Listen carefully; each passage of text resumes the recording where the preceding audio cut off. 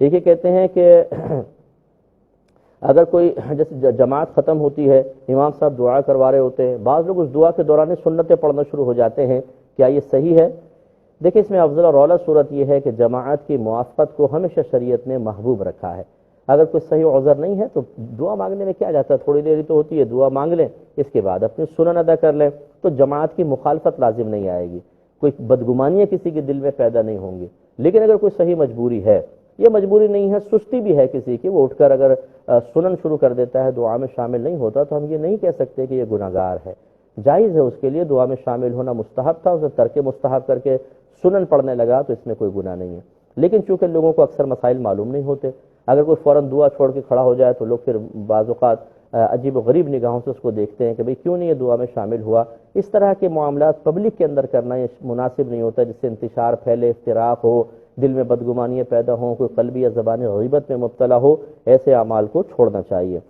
ایک یہ کہتے ہیں کہ فرض کی نماز میں دعا لمبی کر دیتے ہیں امام صاحب، فجر کی نماز میں بہت لمبی کر دیتے ہیں، اور کسی کو جانا ہوتا ہے تو کیا وہ دعا چھوڑ کے جا سکتا ہے کہ نہیں؟ بالکل جا سکتا ہے۔ نبی کریم صلی اللہ علیہ وسلم نے ایک صحابی کی ذمہ داری لگائی کہ وہ فلاں بستی میں جا کے نماز پڑھائیں، وہ بڑی لمبی لمبی رکعتیں پڑھتے تھے عشاء کے اندر، بہت سورہ بقرہ، سورہ مطلب نساء، ایسی لمبی لمبی، اور تو جو وہاں کے لوگ تھے وہ صبح کھیتی باڑی کے لیے جاتے تھے، ایک دفعہ اتنی لمبی نماز کر دی کہ ایک شخص نے اپنی نماز توڑی، خود نماز پڑھی اور وہ نکل گیا، کیونکہ اس کو صبح اٹھنا بھی تھا۔ یہ جب امام صاحب کو پتہ چلا، وہ ناراض ہوئے، وہ شخص پھر نبی کریم صلی اللہ علیہ وسلم کے پاس گئے اور جا کے عرض کیا، رسول اللہ یہ بہت لمبی نمازیں پڑھاتے ہیں، ہمیں کام بھی ہوتا ہے، اس وجہ سے میں نماز چھوڑ کر چلا گیا تھا، مجھے کام تھا، ورنہ میرے کوئی نفاق وغیرہ کا معاذ اللہ کوئی اور ارادہ نہیں تھا۔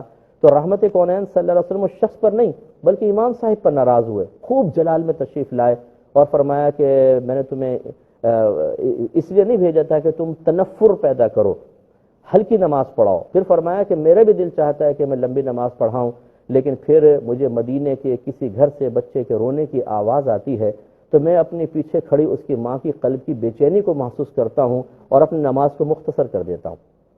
طریقہ کار یہ ہونا چاہیے، یہ لمبی لمبی دعائیں، اللہ تعالیٰ آپ کی مختصر اور جامع دعا سے ناراض نہیں ہوگا اور لمبی دعا سے متاثر نہیں ہوگا، یہ اچھی طرح یاد رکھیں۔ کتنی چیخ چلا کر کریں، کوئی اللہ تعالیٰ کو معاذ اللہ متاثر نہیں کر سکتے ہیں۔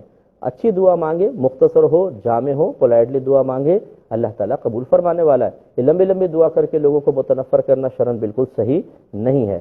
اور نماز تراویح میں امام کے پیچھے قرات کرنا اسی طرح حرام ہے جیسے فرض یا واجب کے پیچھے کرنا۔ امام کے پیچھے کسی نماز میں قرات نہیں ہو سکتی، نہ فرض، نہ واجب، نہ نوافل۔ اب چونکہ وقت تقریباً ختم ہو چکا ہے، آپ سے اجازت طلب کریں گے، مجھے اور میری کیو ٹی وی کی ٹیم کو اجازت مرحمت فرمائیں۔ آپ ہمارے لیے دعا کیجیے، ہم آپ کے لیے دعا گو ہیں کہ اللہ تبارک و تعالی ہمیں فتویٰ جاری کرنے سے پہلے، حکم جاری کرنے سے پہلے، کسی کو مسئلہ بتانے سے پہلے صحیح علم سیکھنے کی توفیق عطا فرمائے۔ آمین۔ وآخر دعوانا ان الحمد للہ رب العالمین۔